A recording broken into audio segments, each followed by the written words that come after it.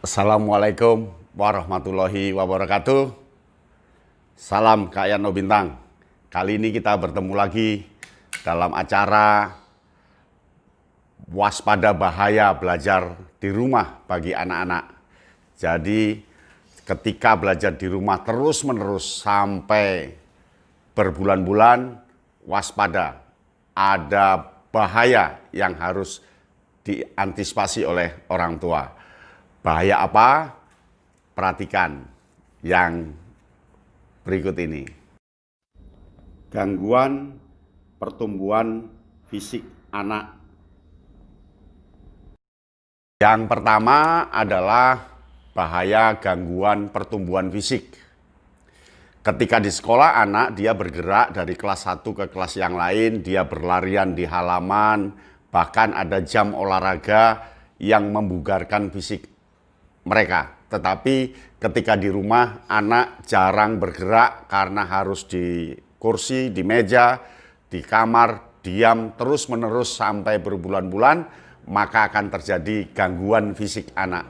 Gangguan fisik ini pertumbuhan tinggi, pertumbuhan otot-otot semakin menguat, dan pertumbuhan kaki, kekuatan kaki, dan fisik semuanya akan terganggu.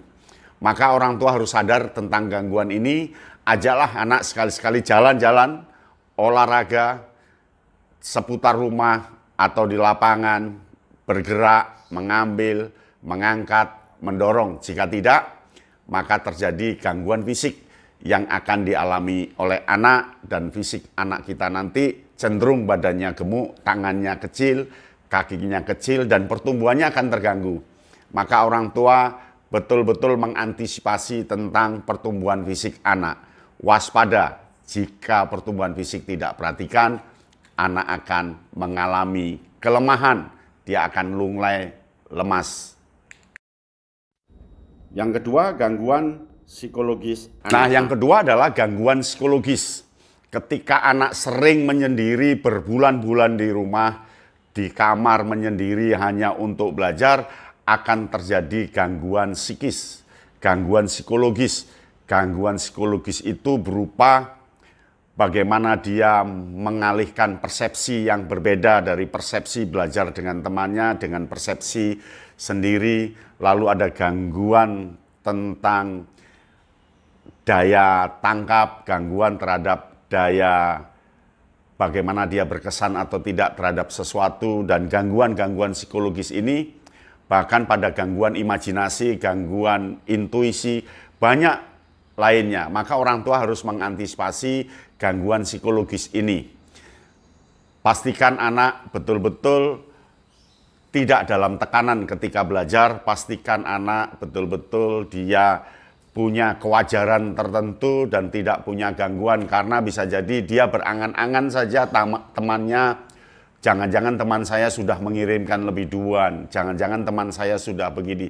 Jadi ada gangguan keraguan, gangguan tidak percaya diri, dan seterusnya. Orang tua perlu mengantisipasi gangguan-gangguan ini. Yang ketiga, gangguan sosial anak. Nah, yang ketiga adalah gangguan sosial. Ketika anak di sekolah, dia terbiasa bersosialisasi dengan temannya, bersosialisasi dengan guru, bersosialisasi dengan pedagang di kantin, dan bersosialisasi dengan yang lainnya. Maka di situ dia bisa mengerem amarahnya, bisa mengerem kesadarannya, bisa toleransinya muncul, dan seterusnya. Sedangkan di rumah dia jauh dari temannya secara fisik dan jauh dari yang lainnya. Maka gangguan sosial ini amat berbahaya karena anak nanti akan menjadi individualistis.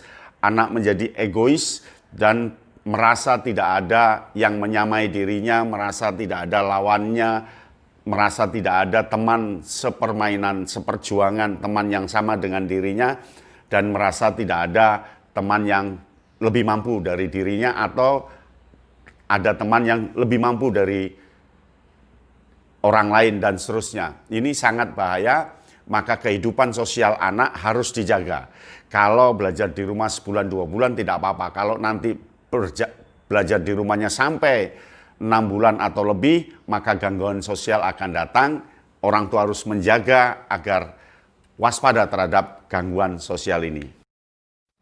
Yang keempat, gangguan visual atau mata dan gangguan pendengaran anak yang tidak autentik.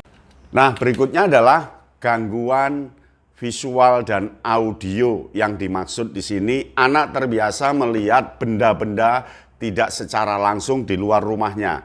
Dia hanya melihat benda-benda dari layar komputer atau layar HP-nya. Sehingga ketika guru menugasi amatilah pohon pisang, maka yang dilihat adalah pohon pisang yang ada di laptop, pohon pisang yang ada di HP, dan anak tidak pernah tahu tentang pohon pisang yang sebenarnya, padahal bisa jadi di belakang rumah itu ada pohon pisang. Di mana gitu ada pohon pisang, karena anak tidak bisa keluar, maka dia gangguan visual akan terjadi antara visual yang nyata dengan visual yang digambar. Karena ada perbedaan, benda yang digambar di laptop dan di HP itu beda dengan gambar yang sebenarnya. Dan anak juga akan mengalami gangguan audio tertentu yang kalau biasanya dia mendengarkan secara langsung suara hewan, suara mobil, suara apa, sedangkan di belajar ini dia tidak mendengarkan sama sekali dan dia mendengarkan hanya lewat film dan sebagainya.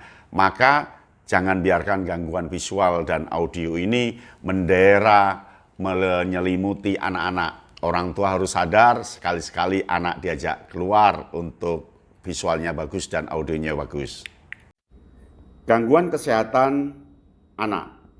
Yang kelima adalah gangguan kesehatan. Hati-hati, belajar di rumah dapat mengganggu kesehatan anak.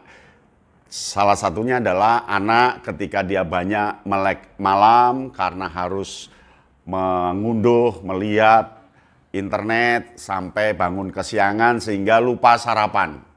Lalu fisik tidak pernah bergerak, tidak pernah berolahraga sehingga keringat tidak pernah keluar. Tentu ini juga terjadi gangguan kesehatan. Lalu kalau dia di kamar saja, dia susah untuk menjangkau makanan dan sebagainya. Ini juga akan terjadi dalam kesehatan. Maka waspada, belajar di rumah dapat membahayakan kesehatan anak. Tetapi ini bisa dicegah kalau orang tua sadar akan pentingnya kesehatan anak. Maka kesehatan anak itu betul-betul perhatikan karena dia akan sangat berbahaya bagi diri anak. Kaitannya dengan minum yang jarang karena sudah kadung duduk lama, dia lupa dengan minum.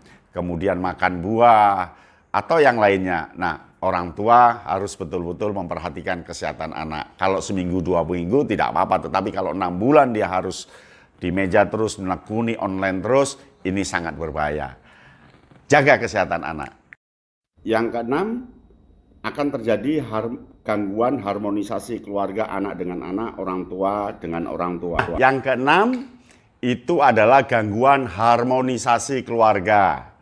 Harmonisasi keluarga, hubungan anak dengan orang tua bisa jadi renggang karena biasanya anak itu dia mudah marah ke orang tuanya, mudah merajuk, mudah manja, dibanding ketika dia di sekolah dengan anak-anaknya, dia dengan teman-temannya dia kadang ngerem tentang kemanjaannya, ngerem merajuknya. Tetapi kalau di rumah, ketika orang tua mudah marah dan anak juga marah, maka ada kerenggangan dan anak akan mencari pelampiasan lain lewat hubungan-hubungan medsos. Maka hati-hati, jaga harmonisasi keluarga.